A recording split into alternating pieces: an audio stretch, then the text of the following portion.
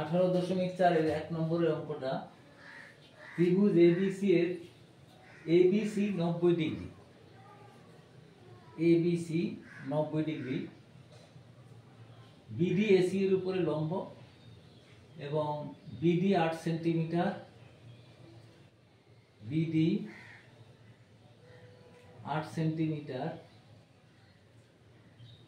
R AD equal to 5, AD equal to 5 centimetre. তাহলে CD হিসাব করতে হবে, সিডি ইকুয়াল টু কত। তা আমরা জানি একটা সমকোণী ত্রিভুজের সমকোণী বিন্দু থেকে অতিভুজের উপর লম্ব টানলে তার লম্বটা square equal to AD into CD হবে। এখানে তাহলে আমরা লিখতে পারি AD into CD equal to BD square. এই ফর্মুলাগুলো মুখস্থ রাখা দরকার। তাহলে AD equal to 5 into CD equal to হচ্ছে বিডি স্কোয়ার মানে 8 স্কোয়ার। তাহলে সিডি ইকুয়াল টু 64/5, তাহলে সেটা ইকুয়াল টু হচ্ছে 5 12 60 গুণিত 8 সিএম। এবার 2 নম্বরে বলছে এবিসি একটি সমকোণী ত্রিভুজ যার বি কোণ সমকোণ, এই কোণটা বি কোণটা সমকোণ এবং বিডি এসির উপরে লম্ব টানা হয়েছে, বিডিটা এসির উপরে লম্ব টানা হয়েছে এবং এডি ইকুয়াল টু 4, এডি ইকুয়াল টু 4 এবং সিডি ইকুয়াল টু 16। তাহলে তবে বিডি ও এবির দৈর্ঘ্য নির্ণয় করতে বলছে, বিডি এবং এবি। তাহলে আমরা জানি এখানে বিডি স্কোয়ার ইকুয়াল টু হচ্ছে এডি ইন্টু সিডি, এডি ইন্টু সিডি। তাহলে ইকুয়াল টু কত?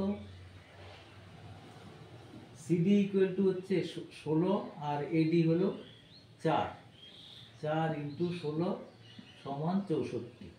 সুতরাং বিডি ইকুয়াল টু √64 সমান 8। আর এবি স্কোয়ার ইকুয়াল টু, আমাদের ফর্মুলাগুলো মুখস্থ রাখতে হবে। এবি স্কোয়ার ইকুয়াল টু হচ্ছে AB into AC into AC into AD. AC AC কত? এসি হচ্ছে 16 আর 4 20, 16 প্লাস 4 ইন্টু এডি মানে 4। তাহলে 20 ইন্টু 4, 20 ইন্টু 4 মানে হচ্ছে 80। তাহলে এবি ইকুয়াল টু √80 মানে 4 ইন্টু √5।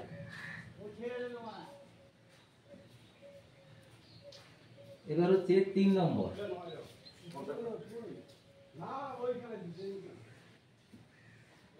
3 নম্বর, ও কেন্দ্র বিশিষ্ট একটি বৃত্ত, বৃত্তের ব্যাস হচ্ছে এবি, পি বৃত্তের উপর যে কোনো একটি বিন্দু এ ও বি বিন্দুতে অঙ্কিত স্পর্শক দুটি বৃত্তকে পি বিন্দুতে ছেদ করেছে।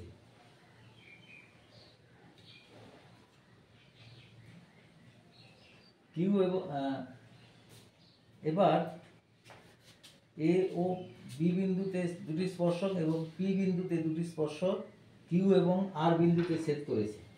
যদি বৃত্তের ব্যাসার্ধ আর হয় তাহলে প্রমাণ করো P Q into P R equal to R square. তো আমাদের এখানে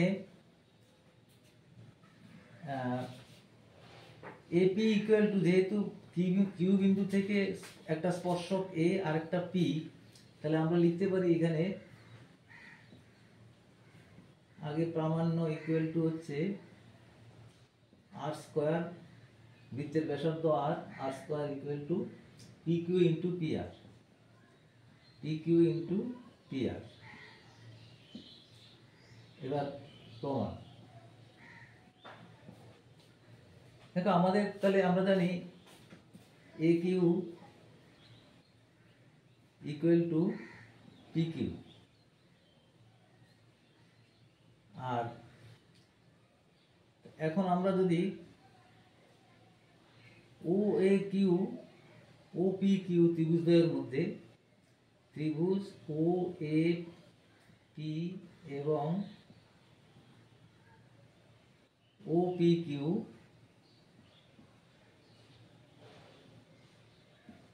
দ্বয়ের মধ্যে কি কি সমান পাচ্ছি? এপি, এ কিউ সমান পি কিউ, আর হচ্ছে এও সমান পিও, এরা বৃত্তের ব্যাসার্ধ। আর কি হচ্ছে এর 90, ও A Q, O A Q সমান ও পি কিউ, ও পি কিউ এরা 90 ডিগ্রির সমান। সুতরাং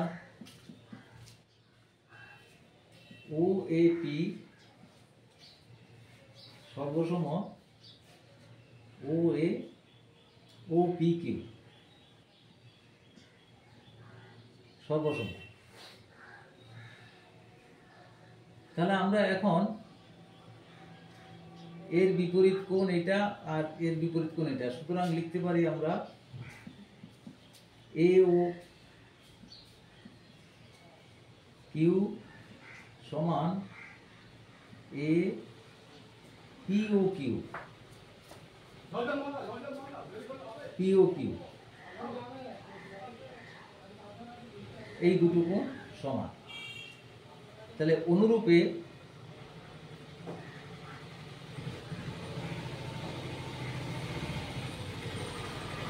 আমরা এই দুটো কোণ সমান করতে পারি। নাম কি? বিও আর সমান হচ্ছে পিও আর।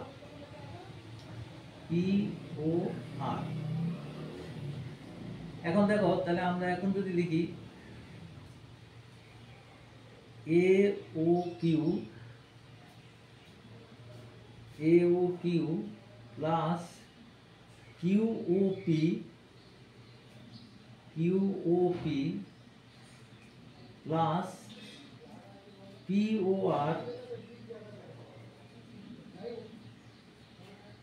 Plus B O R equal to 180 ডিগ্রি। তাই তো এ ও কিউর জায়গায় আমরা লিখতে পারি কিউ ও আর বা P O Q,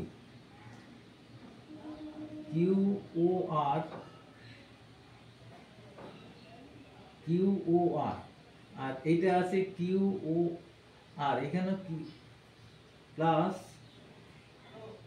Q O P লিখতে হবে এটা, কারণ এই কোণটা আর এই কোণটা সমান কিউ ও পি, প্লাস কিউ ও P plus PO R. BO আরটাকে আমরা পিও আর লিখছি, পিও আর ইকুয়াল টু 180। তাহলে 2 কিউ ও পি প্লাস এই কোণটা পিও আর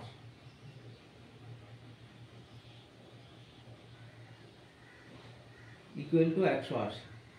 সুতরাং এই দুটো মিলিয়ে যে কোণটার নাম হচ্ছে সেটা হচ্ছে Q O R. 2 Q O R equal to হচ্ছে 180। সুতরাং Q O R equal to হচ্ছে 90। তাই দেখো এই ত্রিভুজটা কিউ ও আর ত্রিভুজে, সুতরাং কিউ ও আর ত্রিভুজে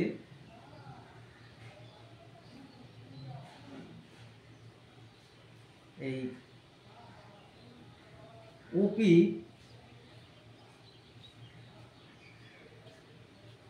লম্ব কিউ আর, এটা 90 ডিগ্রি। তাহলে তার উপরে লম্ব টানা হয়েছে। এবার তাহলে সুতরাং লিখতে পারি ওপি স্কোয়ার ইকুয়াল টু হচ্ছে P Q into P R. তো ওপিটা হচ্ছে বৃত্তের ব্যাসার্ধ, সেটাকে আর ধরা হয়েছে, R square equal to P Q into P R. এই প্রমাণিত।